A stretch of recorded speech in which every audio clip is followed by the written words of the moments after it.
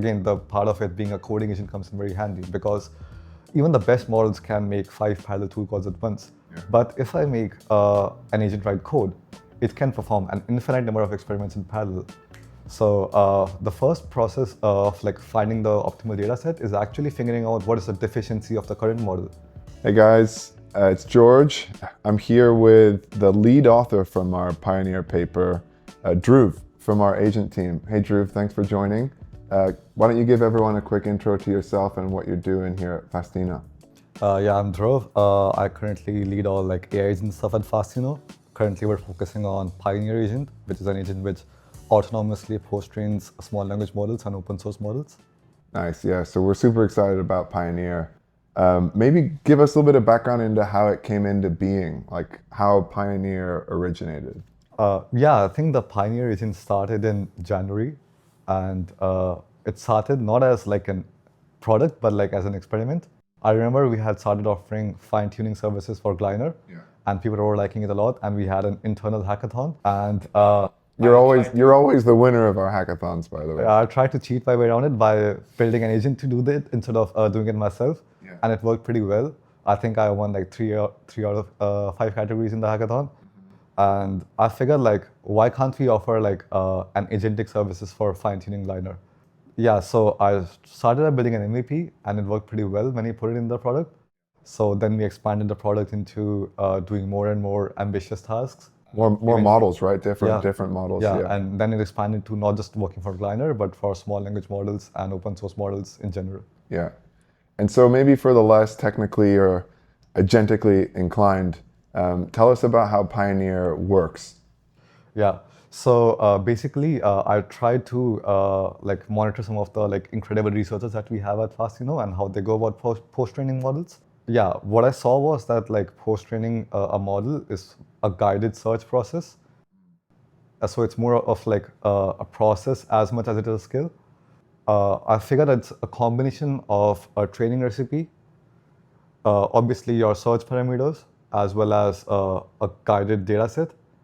And if you give that to an agent as a Monte Carlo graph search, coding agents are very effective at then iterating on that search policy.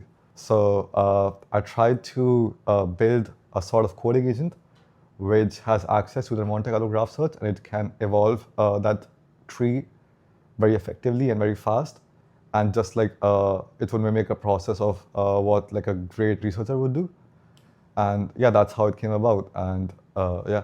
So for post-training or fine-tuning of language models, you need more than just a coding agent, right? I'm assuming you would need access to data, the web. How is data solved by the agent today? Yeah, so fortunately, there has been a lot of great work done by other people that we can leverage.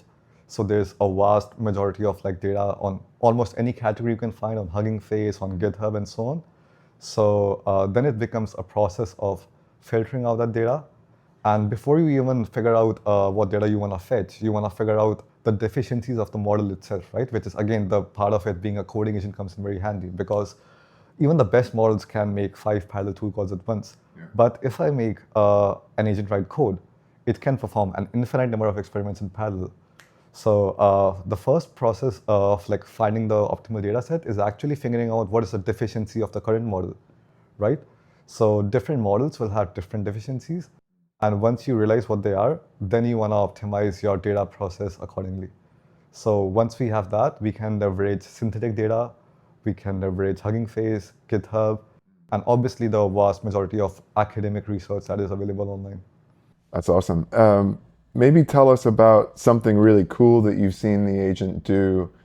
Is there a particular model or data set or domain that it's been strong at that you're impressed with so far? Before I even get into like the benchmark results, like the most recent thing that came to mind when you said, so I'll point to something that is counterintuitive that surprised me. So we were running the Pioneer agent on NVIDIA, right?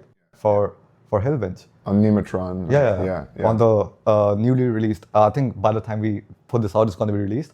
3.5, yeah. So we've been working with them internally, right? And what we found out, what the agent found out was that like it got a 16% improvement on finance bench, with a 10% transfer on frontier finance, which is a benchmark it had never seen before.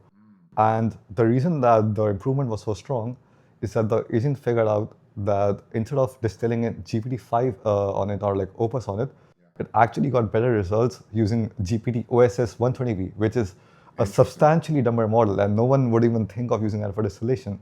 But the agent figured out that the ceiling transfer is much better for Nano 3.5 on models which are slightly better than it, rather than being like magnitudes better than it. Why would that be the case? So it's sort of like if I'm learning a physics topic, right? I'm much better off learning from like a physics textbook, which is at a high school level or a college level, than it is by like looking at Einstein's notes and trying to figure out from first principles how he came about those things. So I should focus on just algebra and geometry, kind of at like an elementary level. Right. So the agent figured out that the transfer is stronger when the teacher model is obviously better than it, but not so much better that it's like impossible to match the distribution of the teacher model. So it's a matter of scale as well as like intelligence.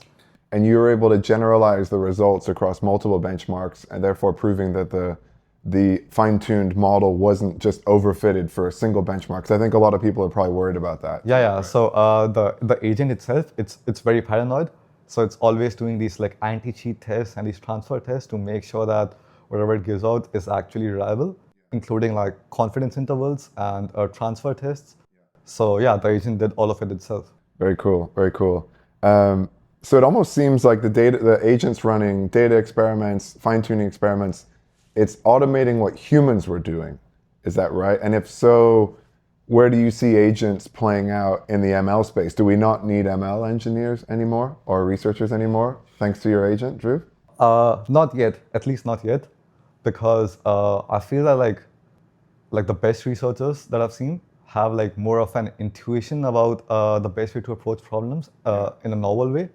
So it does eliminate the process of spending weeks just figuring out the optimal hyperparameters and the optimal recipes and the optimal like training configurations. So it takes out all of the like manual process, and it just leaves you with more headspace to do more experiments. Yeah. But creative thought and new processes, do you have to feed that to the agent? Would you say there's like a Dhruv in the loop on Pioneer right now?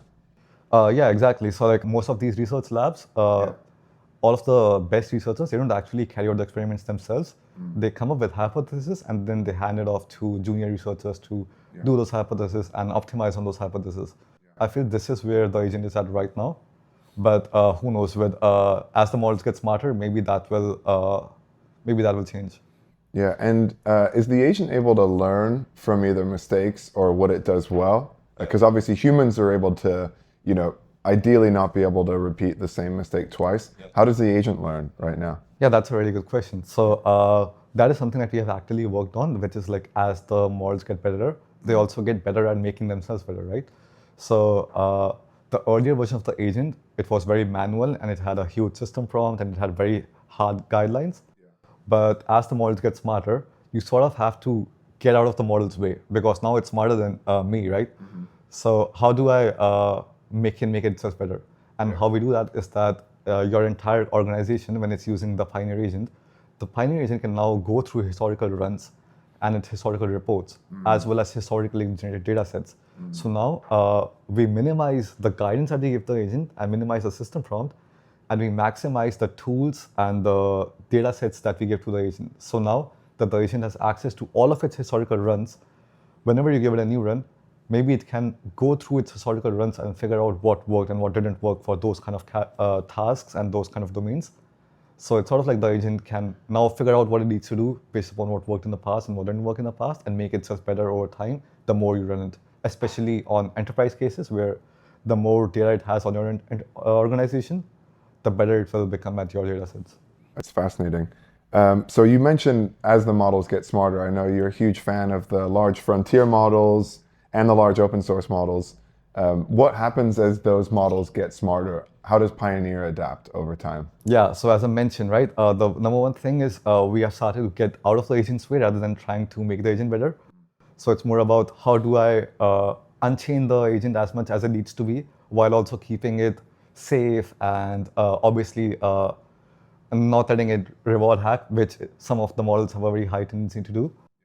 Yeah, another thing is that we've actually come at a point where instead of our internal tooling being the bottleneck or our agentic development skills being the bottleneck, we are actually starting to get bottlenecked by hardware and just like infra limits. So the first version of the agents ran for like 30 minutes. Then by February, it was running for 6 hours. And now we are at a point where the agent has a 24-hour limit only because the sandboxes that we use have a 24-hour limit. And maybe in the maybe like a month from now, they'll be running for weeks. So the bottleneck passes from like the ability of the model to the ability of the infrastructure beneath the model. Yeah, exactly. Which we have to keep improving as well too. Yeah. So how about a future where agents are so powerful? You know, do we have a job? From what I hear, you don't even book your own flights, Dhruv. You have an agent booking your flights for you. What does the future look like in a world of agents? So I think before January, we had our researchers just working for a week, fine-tuning Liner, right? And now you just give it a prompt, and in 12 hours later, you have models which are like so good that the NVIDIA researchers like it a lot. Hypothetically, when the NVIDIA researchers use it, it will sort of be like they can now do in like a day what they used to do in like a week or even months. And that frees up capabilities for more ambitious work. Similarly, how now our researchers are working on much more ambitious problems, right?